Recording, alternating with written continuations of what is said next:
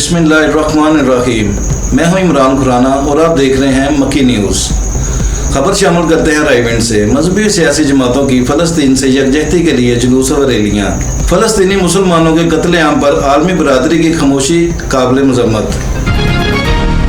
Chief executive Rana Ahmad Ali की report के मुताबिक मजहबी व सियासी जमातों की जानिब से फ़लस्तीनी मुसलमानों के साथ अज़हार यकजहती के लिए रैलियाँ निकाली गई, जिसमें सैकड़ों अफराद ने शिरकत की।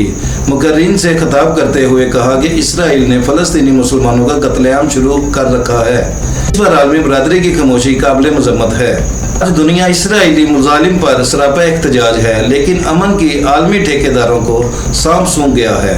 शुरा ने रैली के आलमी ताकतों से मुतालबा करते हुए कहा, फ़लस्तीनियों का कत्लेआम रोका जाए और इनकी हर मुमकिन मदद की जाए। इनने शुरा से वादा लेते हुए कहा कि वो तमाम इसराइली मसनूआत का बाइकाट करके माली जहाद का अजर कमाएं। मासूम बच्चों के कातिल इसराइल के खिलाफ अमन के ठेकेदारों की मुजरमाना खामोशी इस बात की दलील है।